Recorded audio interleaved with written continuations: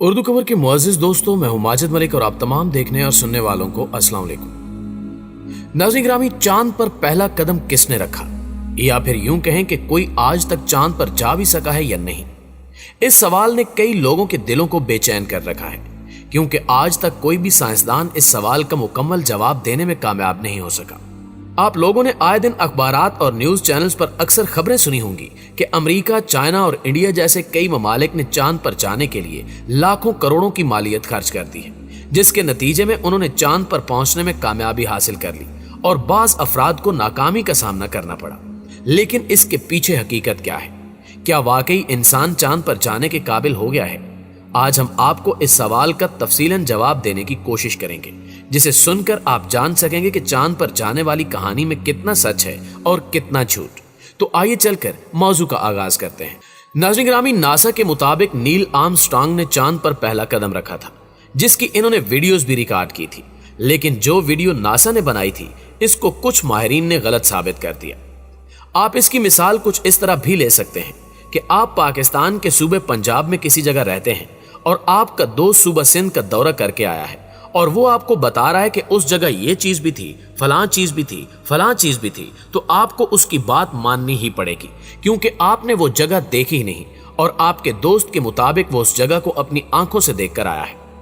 NASA ने भी कुछ ऐसी ही कहानी को दुनिया के सामने मुतारिफ करवाया था, लेकिन जिन लोगों को चांद सितारों का इल्म था, उन्होंने नासा की उस कहानी को गलत साबित करते हुए इस पर सवाल भी उठाए और उन्हें कॉन्स्पिरेसी थ्योरिस्ट कहा जाता है। अब हम आपको कुछ ऐसी वीडियोस और तस्वीर दिखाते हैं जो नासा ने बतौर सबूत पेश की थी, जिनको देखकर कई साइंसदानों यानी कॉन्स्पिरेसी थ्योरिस्ट ने कई सवालात किए और शायद इन्हें देखकर आपके दिल में भी वही सवालात पैदा हों जो उनके जहन में पैदा हुए थे। दोस्तों, नासा के मुताबिक कि अब वो चांद पर इसलिए नहीं जाना चाह रहे कि चांद पर जाना इन्हें काफी महंगा पड़ता है और अब हम इतनी बड़ी रकम चांद पर जाने के लिए खर्च नहीं कर सकते।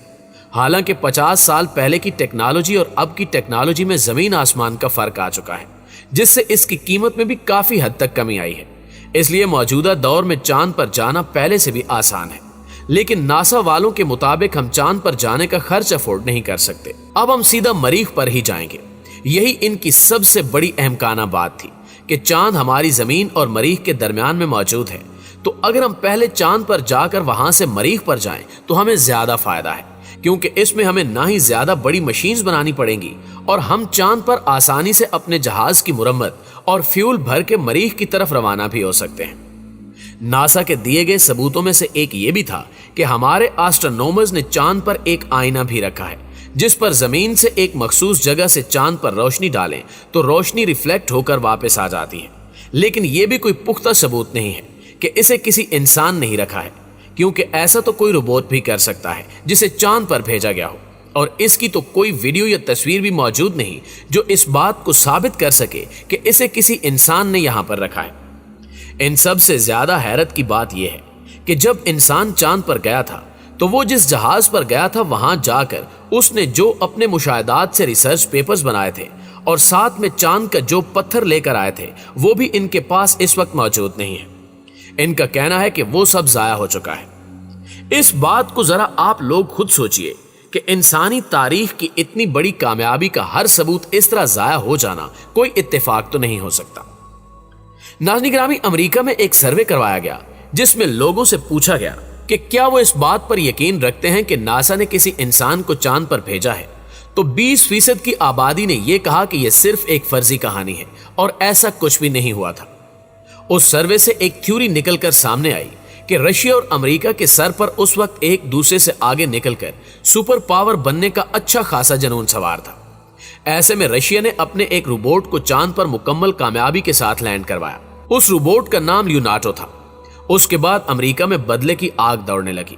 चूंकि अमेरिका उस वक्त खुद को एक सुपर पावर की शक्ल में दुनिया के सामने मुतारिफ करवाता था, तो उसने रशिया के खिलाफ यह ऐलान कर दिया कि रशिया ने सिर्फ अपना रोबोट चांद पर भेजा है, लेकिन हम चांद पर इंसान को भेजेंगे। लोगों का कहना है कि अमेरिका ने सिर्फ रशिया को नीचा दिखाने के लिए अपने लोगों से झूठ बोला था। दर हकीकत कोई भी इंसान आज तक चांद पर नहीं जा सका, और जो वीडियोस और तस्वीर बतौर सबूत दुनिया के सामने पेश की जाती हैं, उन्हें स्टूडियो में एक फिल्म की मानंद बनाया गया है। इसका हकीकत से दूर दूर तक कुछ लेना देना नहीं है। और जिन लोगों को इस बारे में अच्छी खासी समझ है, इन लोगों ने इन वीडियोस में मौजूद बारीक गलतियों को ही ना सिर्फ अच्छे तरीके से पकड़ा बल्कि इन पर सवाल भी उठाए। मुअज़्ज़िज़ दोस्तों, ये तो हम सब अच्छी तरह जानते हैं कि चांद पर एटमॉस्फेयर यानी हवा बिल्कुल भी मौजूद नहीं है, लेकिन नासा की पेश करदा अपोलो 11 चांद मिशन की एक वीडियो जिसमें एक एस्ट्रोनॉट अमेरिका का झंडा चांद पर लगा रहा था, तो वो झंडा हवा की वजह से लहराना शुरू हो गया। हालांकि नासा ने खुद कहा है कि चांद पर हवा बिल्कुल भी नहीं है, जिसकी वजह से जो लोग चांद पर जा चुके हैं उनके पैरों के निशान अभी तक चांद पर मौजूद हैं। तो फिर झंडा कैसे लहराना शुरू हो गया? अब इस झंडे में कोई जिन भूत तो आने से रहे जो इसे हिला रहे हों, बाकी आप लोग खुद समझदार हैं। दूसरा एक और अहम सवाल कि हम आम रोजमर्रा जिंदगी में देखते हैं कि अगर कोई जहाज या हेलीकॉप्टर जमीन पर उतरता है तो नीचे मौजूद जमीन का हुलिया ही बदल देता है, लेकिन जब नासा का रॉकेट इतने बड़े ताकतवर इंजन के साथ चांद पर उतरा तो चांद की जमीन को कोई फर्क तक नहीं पड़ा। वहां सब कुछ वैसे का वैसा ही रहा, एक पत्थर तक अपनी जगह से नहीं हिला। जब नासा से इस बारे में पूछा गया तो उन्होंने बेतुका सा जवाब देते हुए कहा कि हम लोगों ने जहां लैंडिंग की थी वहां के पत्थर बहुत मजबूत थे, जिसकी वजह से वो वहां से हिले नहीं। लेकिन इनके इस सवाल ने भी इन्हें फंसा दिया कि चलो मान लिया कि पत्थर मजबूत थे इसलिए वो अपनी जगह से नहीं हिले, पर क्या चांद पर मिट्टी भी इतनी ही मजबूत थी कि जिसको थ्रस्ट का कुछ असर नहीं हुआ, या बस इनके पैरों के निशान लेने के लिए ही मिट्टी नरम हुई और निशान लेकर वापस सख्त हो गई? मुअज़्ज़िज़ दोस्तों, आप लोगों ने फिल्म में देखा होगा कि शूटिंग के दौरान कई लाइट्स इस्तेमाल की जाती हैं जो हर तरफ से रोशनी मुहैया कर रही होती हैं, जिसकी वजह से हर चीज के कई साए भी बन जाते हैं। इसी तरह नासा की इन फिल्म्स में साफ तौर पर देखा जा सकता है कि ये लोग जो चांद पर दिखाई दे रहे हैं इनके भी कई साए बने हुए हैं, क्योंकि ये फिल्म्स चांद पर नहीं बल्कि किसी स्टूडियो में तैयार की गई हैं। इसके अलावा अगर कोई इंसान हेलमेट पहनकर स्टूडियो में शूटिंग करेगा तो ये जाहिर सी बात है कि जो चीज उसके सामने होगी उसका अक्स हेलमेट के शीशे में जरूर नजर आएगा। वही नासा की इस वीडियो में हुआ, और जब नासा से इस हेलमेट में दिखने वाली नामालूम चीज के बारे में पूछा गया तो उन्होंने बिल्कुल साफ तौर पर कह दिया कि हमें इस बारे में कुछ भी मालूम नहीं है। इसके बाद सबसे बड़ा और आखिरी सवाल ये कि इन तमाम तस्वीर और वीडियोस में कोई भी सितारा मौजूद नहीं है।